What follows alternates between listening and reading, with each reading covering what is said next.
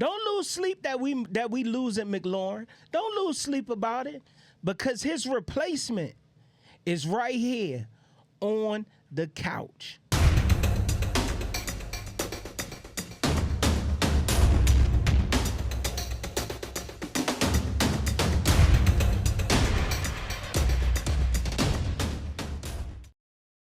So, outside of the three unpopular opinions platform that I just recently launched, I am the owner and proprietor of Matter of Fact Media, and I've been doing sports photography now for about 6 years, and I've been covering the Commanders. I never stepped onto the vocal side of it. I just been straight photography, straight video, and I never stepped onto the vocal side of it because I never actually been like a sports analyst type guy where I valued my sports opinion and all that stuff like that. But I think I could honestly say that I feel qualified to be able to speak on certain sports subjects. Like if you ask me about who was the best player when this was going on and that was going on, nigga, I don't fucking know. I just don't. Straight up, I don't know sports like that. That's my disclaimer. However, being around the Commanders organizations, I'm going to say the Commanders, the Mystics, the Wizards, the Caps, these are teams that I'm around and I'm seeing practices and different things like that where I'm actually seeing these players. If anybody remember, on my Facebook page last year with the Mystics, I was making great predictions on what they were going to do the next game and the next game because I was around these women. I was seeing how they was practicing, like how they was acting in practice, how they was meshing. I was around these women so much, I knew when they was on their cycles. Like it's just certain things you pick up on and you just start to learn different things. So I'm getting better with retaining information about sports, which makes me feel like it's time for me to be able to speak on certain subjects. So today I want to talk about the Terry McLaurin situation and how his replacement has arrived. His replacement has arrived. His replacement is on the couch right there. And I'm happy to see you, and I'm glad you're here. And we're going to make you a real rich young man. And not only are we going to make you rich, we're going to allow you to experience winning a Super Bowl with one of the most underrated teams, one of the laughing stocks of the NFL. I mean, we've been so sorry so long that now that we know that our future is moving in the right direction, it's a hell of a time to be alive. It's a hell of a time to be alive. So don't lose sleep. Don't lose sleep that we lose at McLaurin. Don't lose sleep about it because his replacement is right here on the couch. Ladies and gentlemen, I like to introduce to some and present to others Terry McLaurin's replacement. You out of here, champ. You out of here. So this is the thing. Everybody know that the NFL is a business. It's not personal. We can't be out here making decisions based off of how we feel and our loyalty and all of that. That shit is dead. Anybody who ever been through a divorce before in their life, they know that loyalty shit is all a hoax. You fall for that loyalty shit if you want, your ass gonna be looking stupid. And that's a fact. You can't hit me with, oh, he did this and he did that, and we need to be loyal to him and all that. Nah, nigga. Your replacement on the couch. Your replacement is on the couch. Just like every nigga, if you fuck up in your relationship and you wasn't solid enough for your girl to forgive you, nigga, your replacement probably been on your couch before, nigga. Don't get it twisted. What have you done for me lately? Dun, dun, dun, dun, dun. Ooh, yeah. Hey, bruh, you know what's the craziest thing out of all of this conversation that we having is the fact that this young man felt obligated for us to renew his contract prior to him fulfilling the old one. Bruh, we already paid you to play this year. And all of a sudden, something in you makes you feel like you're obligated for us to sign a 30-year-old wide receiver who's due an injury. You're due a injury, bruh. And listen, I'm not going to jinx you, and I don't want nobody coming back to me later saying, oh, that's crazy, you jinxed McLaurin, blah, blah, blah. No. No, the reality of it is you 30 years old and you've been grinding since the beginning of your career. That's unmistaken. You've been grinding. We get it. But you're due a season-ending injury, bruh, and you're not going to do it on our watch. You're not going to do it on our watch, bruh. You're going to do it on somebody else's watch.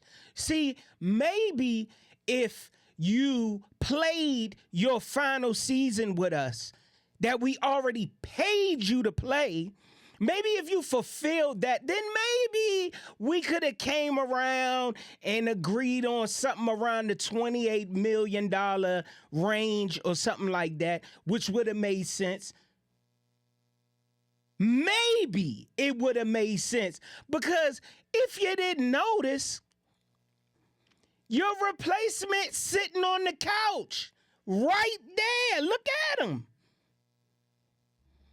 The man lost 20 pounds, improved on his catching ability, improved on his speed.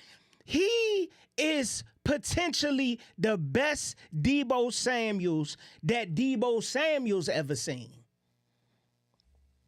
Along with playing with one of the most electrifying quarterbacks that the NFL has ever seen. Listen, we looking past the sophomore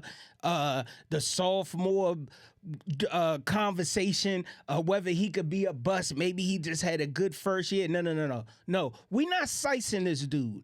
Everybody amongst America that has seen this man play, they seen this man in camps, they seen him in workouts, they seen him on all different levels of the game, has said he is him.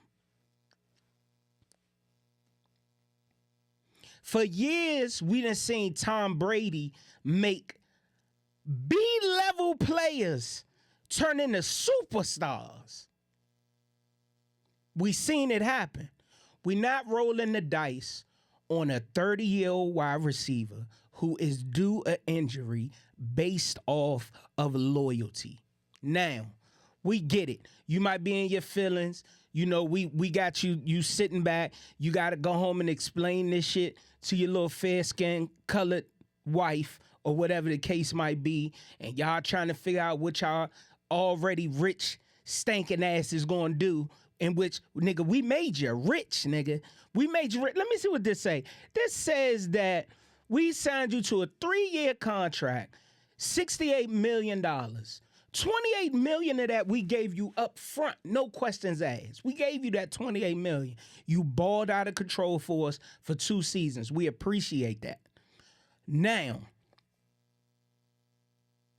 none of that takes away from the fact that this season, you're going to be 30 years old. Now, these are the facts that's being stated. You're getting ready to be 30 years old. You've played your entire career without a major injury. When is this injury getting ready to come? You only have approximately 4 to 5 years left on the ticker. The best business decision that had to be made for the Commanders was for us to get through the last year that we already paid you for. We already paid you, bruh. Now you requesting a trade. You just really now the fans is like, what the fuck? Like, we get it that you want your just due.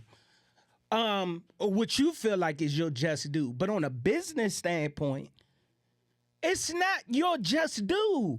Your contract has not expired. We're not obligated to renew your contract early. Give us a chance to figure out what we want to do. But it's fine because we going somewhere. We definitely going somewhere. And unfortunately, we going there without your black ass. And that's a fact. You little peanut head motherfucker. Nigga, you rich. If you bust my parlay, I'm screaming on you. If you do anything out of the ordinary that I didn't like, I'm screaming on your ass. Nigga, I'm a fan. You are an athlete, rich as a motherfucker, sitting back playing brat with our money that we already paid you. Play your last season, hoe ass nigga. You was a goofy ass nigga, bruh. This shit got us in our feelings that it even came to this. Play your last season. Then go on and get the fuck on. But you know what? We're going to replace your ass and we're going to make an example out of you. You see, I sit back and I think of the Predator. Y'all remember the Predator when we got the Predator? How excited we was. Oh, man. He gonna kick their ass on defense. It's gonna be such a beautiful thing. I don't even want to say the nigga name. I'm gonna just call him the Predator. Y'all know who we talking about. Oh, he came, he a local boy and all this and all that. And he came and we got Sweat along with him. And oh man, we got Sweat too. Oh, we excited. But the nigga didn't have no patience. We had a toxic program. It was bullshit and all that. Yeah, we get it. We understand. But we ain't lose everybody. And nigga, you wanted to leave too. Chase Young. Yeah, you left and you got on a team and y'all got hot and y'all went to the Super Bowl and oh man, I was so happy just sitting back in my lazy boy, just a smiling away when y'all got y'all motherfucking asses cooked. Nigga, I couldn't sleep good at night if I would have had to know that you left the motherfucking Commanders and went over there and won a Super Bowl. Oh, I slept so good. I slept so good knowing that's what happened to you. But you know what? Respectfully, you was young.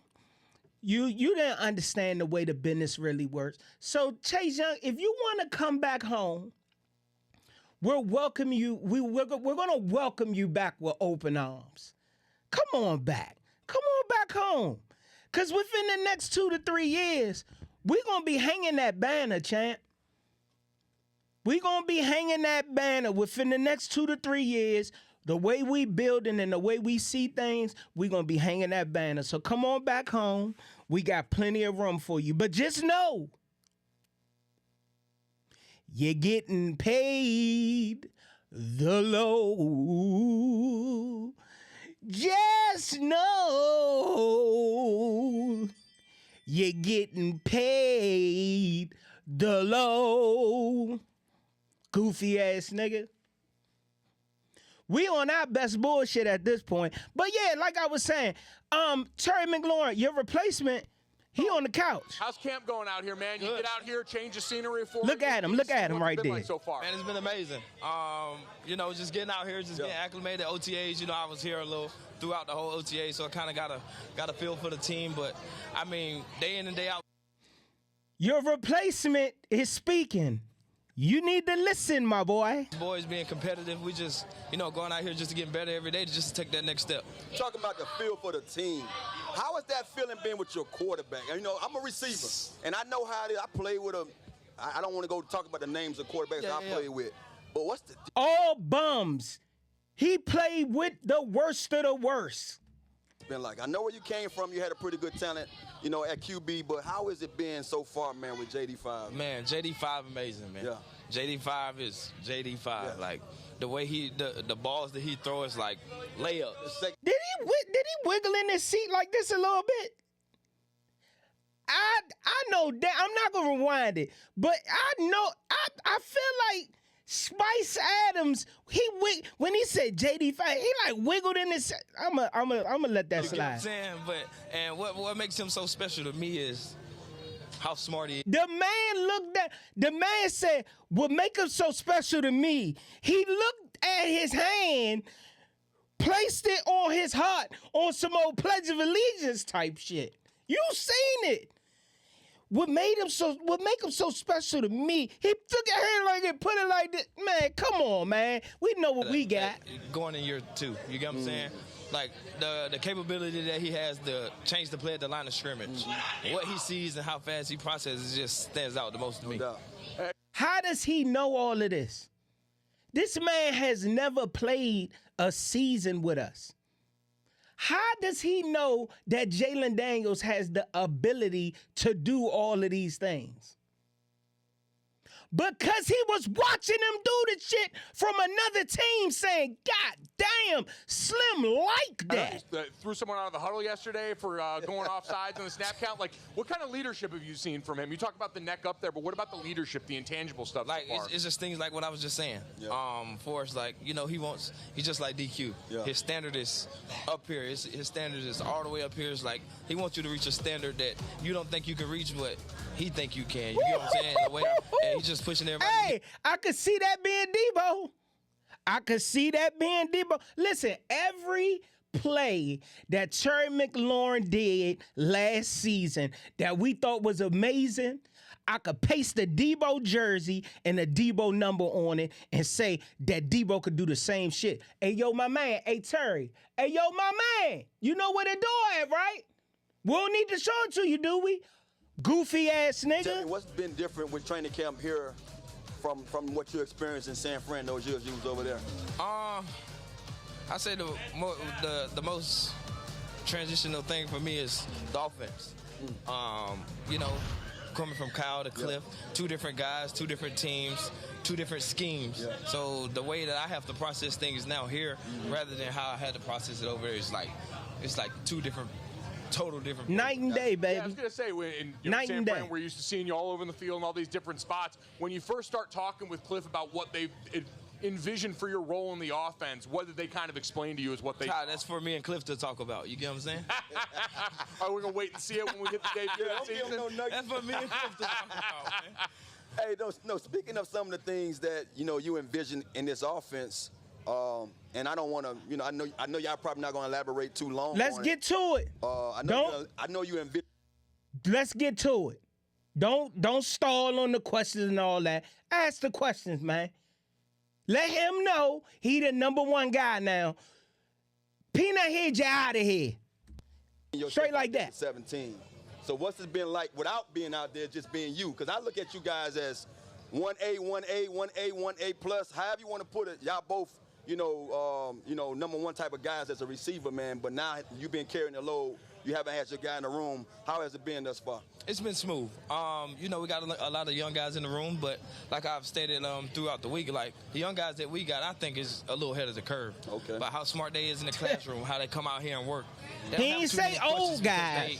They in the books. They asking questions in meetings and things like that. But to get back to 17, like, you know, I've been in this situation before. I'm pretty sure you done been in this situation plenty of times, and I'm a guy that not try to get too deep in what the business side of things, but at the end of the day, you know, 17, you know I want you out here. You want them out here. I want them out here for sure. No matter how long it take, you know, I understand the business side of things, but whenever it happens, you know, we're going to hit the ground rolling, man. Welcome, moms. Debo. And I'm a tag you in this post because you need to hear this from a real nigga.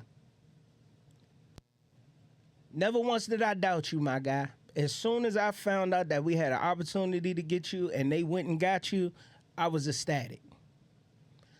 When I found out we was going through the situation with Terry McLaurin and he might be gone and all that, I was thinking about all of the amazing shit that he did. And then I started sitting there looking at it from a business standpoint, and I came to the conclusion that that nigga can go. And the fact of the matter is, you need to realize that this your team now, bruh. This is your team now, bruh. We're going to make you a rich man. Bruh, the contract that Terry McLaurin was trying to get, that shit is getting ready to be yours, bruh. It's getting ready to be yours, man. And I just want to congratulate you early on your success with us. You going to hang a banner with us, my guy. You going to hang a banner with us, bro. You going to hoist that trophy in the air like this. You going to hoist it in the air, bro. We're all, I think everyone out here hoping can see him sooner than later and see what you guys can do on the field together. But let's talk about some of your young guys in that room. We just got asked in the chat before about Jalen Lane. What have you seen from him so far? Man, one of the guys that's ahead of the curve, man. I mean, like, what people may see is him as a special teams guy because, you know, he was tremendous on special teams, but I look at him as a receiver first, then a returner. The way he separates, how fast he is, how fast he's processing things. Look what we got. Look what we got. Not only just learning the inside, but learning the outside as well. Like, that's a hard, tough task for, you know, a guy coming from college into this league, especially in an offense like Cliff's. Yeah, I think one of the things that stand out to me about that room, and that, you know, the last few years, you see the talent. But no one talks about the guy who's in there teaching you guys. And that's the guy that I think highly of, and Bobby Ingram, man. Or how's it been, you know, being under Bobby Ingram thus far, you know, with, you know, being here, you know, what? You only been here, what, about 3 or 4 months so far? Yeah. When you how's Bobby been treating you? Man, when you talk about, like, been here coach, for 3 or 4 months. Like, he's one been of them, there like, every one of them coaches, day. when I say details, working his ass off. Defensive technique to what you seeing to, like, not only just teaching you the tape, but getting you to understand it more so. Like, all right, we're gonna talk through this. Give me your feedback. And he's a coach that, like, a coach, like, some coaches have egos. Yeah. Like, yo, like, nah, I'm not wrong. But when you correct him, he's like, all right, I get what you're saying. Now let's try to, like, mesh it together, like, in his little attention to detail. Listen, man, being at the training camps and seeing Debo Samuels out there working, it just, every time I see it, I'm just thinking how Jesse Lee Peterson be like, amazing. Amazing. Listen, when you got, a lot of y'all don't know and don't understand that you only see the little bit of stuff that they sprinkle onto the internet and that they play on ESPN and all of that stuff like that. But a guy like me who's actually out there at the field, at the training camp, seeing this man play, Terry McLaurin, do you know where the door is? Do you remember the door you came in? We don't need to show it to you, bruh. We really don't. Like, individual period, like, something he see on tape is something that we're going to work on the next day. Wow. Of course, like, footwork, ball drills. Like, we doing ball drills every day because at the end of the day, we receivers, we got to catch that rock. Yeah. Got to catch that rock. I mean, that attention to detail this late in your... You know what hurt even more? Terry McLaurin and Debo Samuels on the field together, along with the improvements that we made on our defensive side. We went to the NFC Championship game last year. And as being a legitimate sports fan, I will say it was a couple Easter eggs that we got. We did get a couple Easter egg wins. maybe about 3 of them. We got about between 2 and 3 Easter egg wins. We got the Hail Mary. But we had a couple bullshit losses too, like that Dallas game that we lost. That shit was bullshit. Terrible, man. McLaurin had that big play. I'm always gonna give you your just due for what you did. But that shit dead, my nigga. That shit's old news now, bruh. And just to think that with McLaurin and Debo Samuels on the field together at the same time, NFC Championship game, it's looking like we could have come out of there with a W, bruh. Every athlete's dream, once they make it to the highest level of whatever sport that they play, is to win a championship. And yours was right there. It was right there. And just knowing that, even if the commander said, you know what, fuck it, we're going to risk it all and pay you this ridiculous amount of money for this new contract that you want, even though we already fucking paid you to play this upcoming season and you played with us. Even if they did, a large number of us, the real niggas like me, it's a sour taste, bruh. Cause I don't know how everybody else feel, but I'm a real one and I'm a sports fan. And me personally, the love I had for you before all of this shit started, and then you requested a trade and we already gave you our fucking money, the love is lost, bruh. The love is lost, bruh. I don't fuck with you no more, bruh. I'm telling you, I compare this to like a relationship where your main girl played with you in public. Well, people saw it. It was camera phones out and everything. Bitch, I can't forgive you for this. You gotta go. You gotta go. But that's my take. I'm not even gonna play the rest of the video that was sponsored by Bleachers Report. I appreciate y'all for letting me use this content. But I just, Debo Samuel's welcome. We looking forward to the beautiful future. We're gonna make you a very rich man. Well, we're also gonna make you a champion. A Super Bowl win. You're gonna win a Super Bowl with the Commanders. I'm letting you know right now. I already seen it, bruh. We're going to make you a very rich man. We're going to give you every dollar that Peanut Head was supposed to have gotten.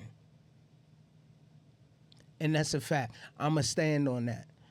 Shout out to the Commanders. Man, I love being a part of what y'all got going on. I can't wait to be down there on the field with y'all this season. I just want to say to all of the top people that might see this is only my opinion. Is not representing the views of the Commanders, but this shit needed to be said. Cause it's my job to say what y'all won't say. Matter of fact, media, the owner, myself, these are specifically my views on how I feel. Business and loyalty and all of that shit don't mix. It really don't. Business is business. Personal is personal. You gotta understand how to separate the two. We already paid you. You don't want to play. There's the door. We not circling back. We moving forward. So Commanders fans who feeling down, and I see y'all posting, y'all saying, oh, pay the man. Just pay the man his money. No, it don't work like that. It don't work like that. It's business. It's not personal. All right? So I'm going to go ahead and get up out of here, and I'll see y'all on the next one.